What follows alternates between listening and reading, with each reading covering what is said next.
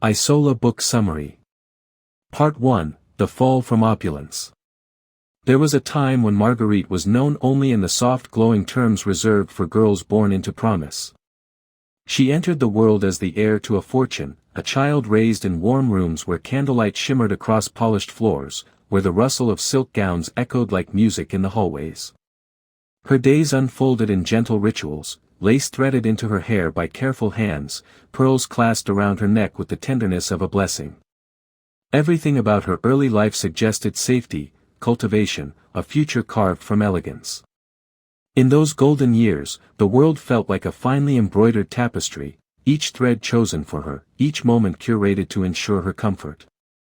She was surrounded by figures who existed like constellations of her childhood, servants who stood attentively in the background, tutors who spoke with soft insistence, and her parents whose presence steadied the rhythm of her days. That life, glittering and serene, felt certain, almost eternal. But life's certainties can shatter without warning. Loss visited her swiftly and without mercy. Suddenly orphaned, Marguerite found herself thrust into the guardianship of a man she barely knew, a man whose presence felt like a shifting shadow at the edge of her dwindling security. He was introduced as a protector, yet something in his manner suggested storms rather than shelter. This enigmatic and volatile man became the architect of her new existence. At first, the changes were small. A forgotten bill here, a missing trinket there, insignificant enough to be explained away if one wished to believe the best of him. But slowly, piece by piece, the foundation of her inheritance eroded under his watch. Money slipped through his fingers like water. The house grew quieter as possessions disappeared, sold to pay debts she never knew existed. The sheen of her childhood dulled. The future she once felt entitled to began to melt into a haze of uncertainty. And then came the journey, an abrupt decision made not by her, but for her. He announced that they would travel to New France, across a vast and restless ocean. His reasons were unclear, his intentions opaque, but his authority was absolute. For Marguerite, this was not an adventure but an exile wearing the mask of purpose. She boarded the ship carrying the ghost of her former life in her heart, aware that the winds were shifting, aware that the threads of her world were unraveling. The voyage ahead was not merely a journey across water, it was the first step into a darkness she could not yet fathom. Part 2, The Brutal Betrayal and Abandonment. Life at sea had a rhythm of its own, salt-stung mornings, endless horizons, the creak of boards settling like restless bones. For Marguerite, the ship became a liminal place, suspended between the life she lost and the uncertain destination awaiting her. Among the passengers was a figure who lingered at the edges of her awareness, someone whose presence warmed the cold corridors of her days. A lover, perhaps, or something gentler, something unnamed. Their connection was a flicker of light in an otherwise darkening world, but like many things on this voyage, it existed more in emotion than in clarity. As the days passed, tensions on the ship shifted like the tides. Conversations grew strained, glances sharpened, whispers traveled faster than the wind. Marguerite sensed a change but could not name it. Then everything collapsed with the suddenness of a storm breaking. Accusations erupted like fire. She found herself at the center of a fury she could not understand, accused of a betrayal she did not recognize. The words struck her like blows, not because they were true, but because they came without warning. Without explanation, without mercy. She searched the faces around her for understanding, but found only hardened expressions, turned backs, and eyes that refused to meet hers. The injustice of it hollowed her. She pleaded, protested, searched her memory for the fault they claimed she committed, but found only confusion swirling where certainty once stood. A sense of disorientation engulfed her. How could her life veer so violently without reason? How could the world tilt so completely against her? The crew's mood darkened further. Decisions were made behind closed doors. Orders were whispered. The ship seemed to pulse with a collective resolve she could not penetrate. And Marguerite, powerless in the face of it, felt herself being pushed toward a fate she had no tools to resist. Finally, the journey took its unexpected and devastating turn. In a moment carved from the nightmare, she was brutally punished, treated not as a passenger but as a transgressor. Her cries were swallowed by the wind. The sea roared indifferently. And then, without ceremony or compassion, she was abandoned on a small island, cast ashore like an unwanted burden. The ship's sails faded into the distance as she struggled to her feet. There were no explanations, no farewells, no hope of return. Just the chilling realization that she had been stripped not only of luxury, but of identity, companionship, justice itself. The world fell silent around her. She stood alone on Isola, her hair tangled by the wind, her hands shaking, her heart raw with disbelief. The island's horizon stretched endlessly, indifferent to her suffering. She understood, in that moment, that her survival would no longer depend on birthright, wealth, or the expectations of society. She was alone, discarded, and forced to confront a wilderness as uncaring as the people who abandoned her. And so began her first night on the edge of oblivion. Part 3, The Island of Ice and Isolation. Isola was a place of contradictions, stunning in its beauty, ruthless in its nature.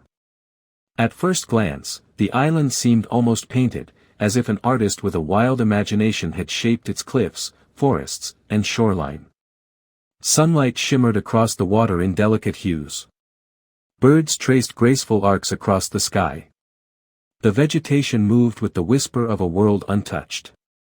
But beneath its surface charm lay a harsher truth. Isola was not a sanctuary, it was a force. A living, breathing entity that demanded respect and offered nothing freely. Marguerite's first days unfolded in a haze of exhaustion and disbelief. The soft girl who once wore pearls was gone. In her place stood a figure trembling from hunger, fear, and cold, yet determined, in a fragile and uncertain way, to cling to life. Food did not present itself, she had to search for it. Shelter did not welcome her, she had to craft it. Warmth did not embrace her, she had to earn it. Every task became a trial. Every success, no matter how small, felt like a miracle. She existed at the mercy of nature now. Its rhythms governed her.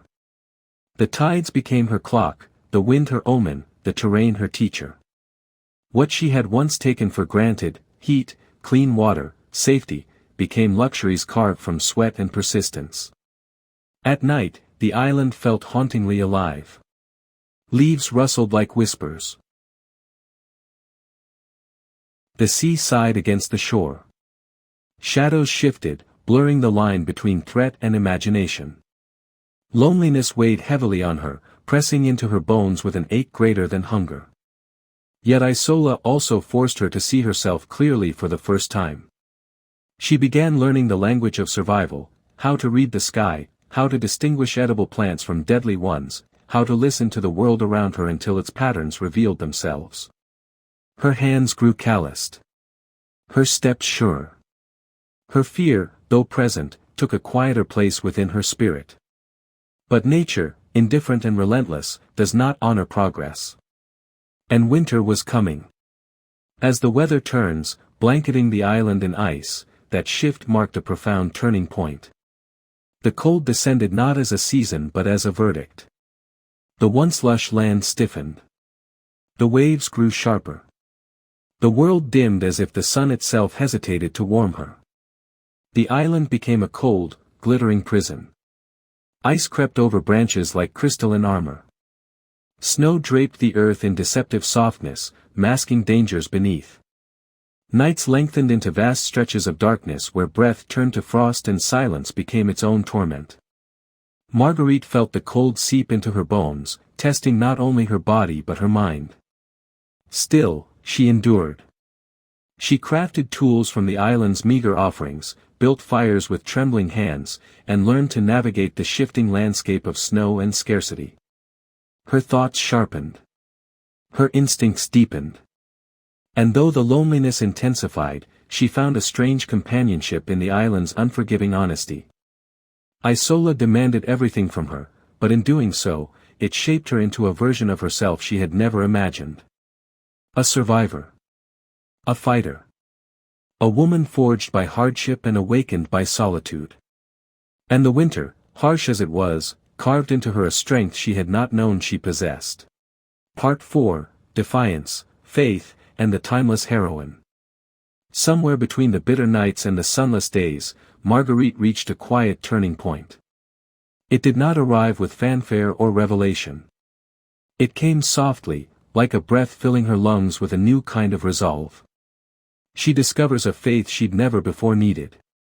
Whether this faith rose from spirituality, from memory, or from a raw belief in her own endurance is left to the reader's interpretation. What mattered was that it ignited something within her, something steady, luminous, and unbreakable. It became the fire she carried when her hands were too numb to spark kindling, the strength that pushed her forward when the world seemed intent on silencing her. Marguerite no longer existed merely to survive the island. She began fighting for survival with a fierce, deliberate defiance, as though every breath she drew contradicted the fate chosen for her by those who cast her aside. This defiance wasn't loud or violent. It was quiet. Persistent. Rooted in dignity rather than vengeance. She challenged the cruelty of nature not by conquering it, but by refusing to yield to it. She challenged the cruelty of her past by embracing a future shaped solely by her own hands. Even in solitude, she found a way to assert her existence, to reclaim her identity from the shadows of injustice. Her struggle echoes across time, reaching far beyond her century.